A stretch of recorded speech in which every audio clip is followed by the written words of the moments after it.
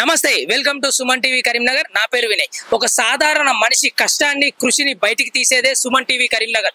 అందులో భాగంగా మల్లారెడ్డి అనే వ్యక్తి గత 32 సంవత్సరాల నుంచి అంటే 1992లో తను కష్టపడుతూ పిల్లల్ని పోషిస్తున్నాడు. మరియు అదే విధంగా పిల్లలు స్టడీ చైర్స్ కానివ్వండి, సోఫా సెట్స్ కానివ్వండి, ఇట్లాంటివన్నీ చేతితో అల్లుతూ తనైతే 32 సంవత్సరాలుగా ఈ పని అయితే చేస్తున్నాడు. ఇది ఎక్కడ అంటే కరీంనగర్ ఐబీ గెస్ట్ హౌస్ నుంచి కోర్టుకు వెళ్తున్న దారిలో చిన్న చెట్టు కింద కూర్చొని అయితే తనైతే వర్క్ చేసుకుంటా ఉంటాడు. సో ఒక్కసారి ఆయన దగ్గరికి వెళ్ళి అతని సక్సెస్ స్టోరీ ఏంటి, అసలు తను ఎన్ని సంవత్సరాల నుంచి ఈ పని చేస్తున్నారు ఒక్కసారి అడిగి తెలుసుకునే ప్రయత్నం చేద్దాం.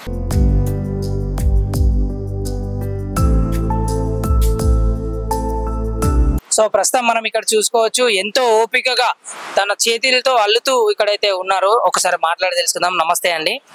నమస్తే. మీరు అసలు ఎన్ని సంవత్సరాల నుంచి ఈ పని చేస్తా ఉన్నారు? నేను సంవత్సరాలు అంటే 33 సంవత్సరాలు ఇక్కడ చేయబట్టి ఏం చేయలేక పరిస్థితిలో పని చేస్తున్నా. కానీ ఏం చేయాలి ఇప్పుడు పరిస్థితి?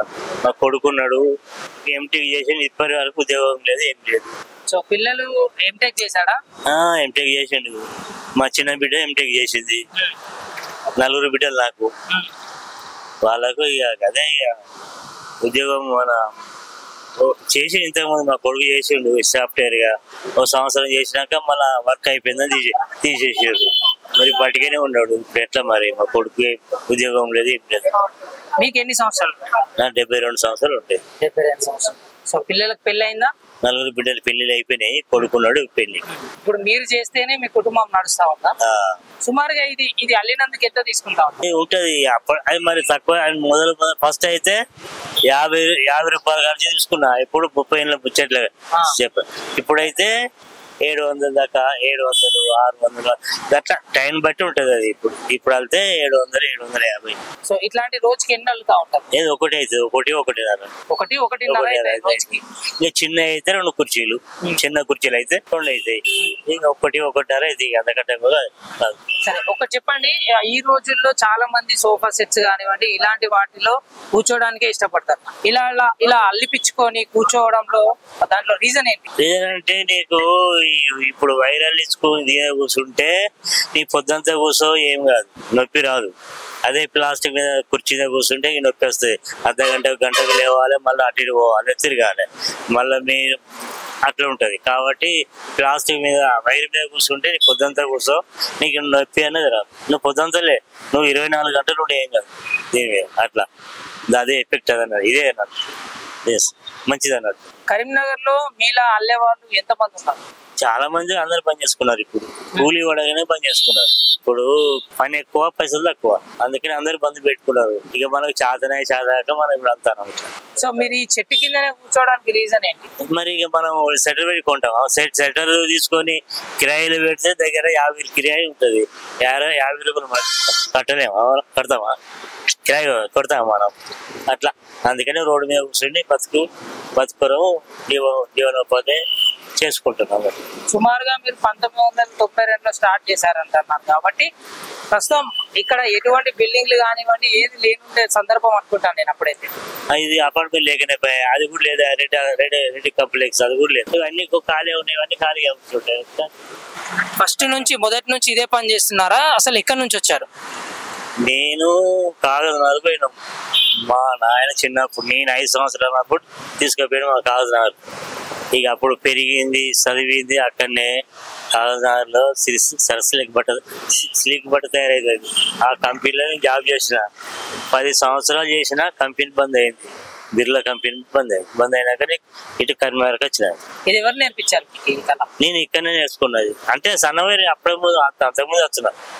సోఫాలు ఉంటాయి చూడు, సోఫాలు లేటి ఆ సన్నపు అప్పుడు కంపెనీలో వాళ్ళు పనిచేస్తుండే కదా, వాళ్ళే అలుతుంటే నేను చూసేది. అంతే చూసేది కానీ చూసాలేదు. కానీ నేను అంత పట్టింపు లేకుండా ఇది ఎందుకు అన్నట్టుగా పోయింది అప్పుడు.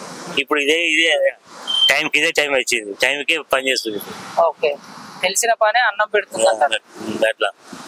సుమారుగా ఇది ఎంత లైఫ్ టైం ఉంటుంది? ఇది మీకు 6 సంవత్సరాల దాకా ఉంటుంది వైర్. 5 ఏళ్ళు ఉంటుంది, 5-6 ఏళ్ళు ఉంటుంది. సో మీ దగ్గరకు వచ్చే కస్టమర్లు తెలిసిన కస్టమర్లే వస్తుంటారా లేకపోతే అందరు వస్తారు? ఇక్కడ హైదరాబాద్ పట్టుకొస్తారు, ఇడికి హైదరాబాద్ పట్టుకొస్తారు సోఫాలు అల్లి ఇచ్చేదానికి. నేను గొప్పదని చెప్పుడు కాదు, నేను ఏదో నేను గొప్పదని చెప్పాలని చెప్పుడు కాదు, కానీ అక్కడ చేసుకొస్తారు. అక్కడ అంటే ఎందుకు అక్కడ లేవా అని అనిపిస్తుంది కదా.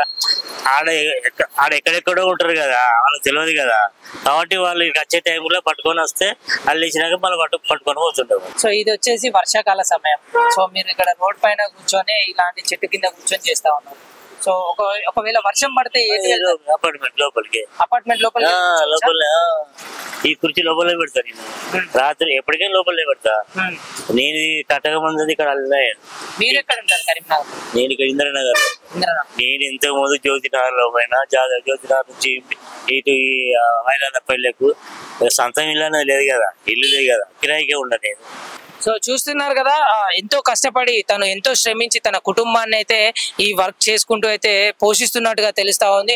తన కుమారుడికి కానీ అంత చదువులు చదివి కూడా ఎటువంటి ఉద్యోగం లేనందువల్ల తను ఒక్కడే ఇంటికి కష్టపడి చాలా ఇబ్బంది పడుతున్నట్టుగా తెలుస్తా ఉంది.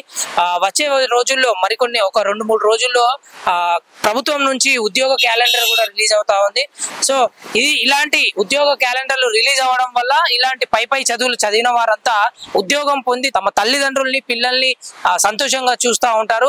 ఇలాంటి వయసులో కూడా ఇంత కష్టపడుతూ పిల్లల గురించి ఆలోచిస్తున్న తండ్రికి నా మనస్ఫూర్తిగా సెల్యూట్ చేస్తున్నాను.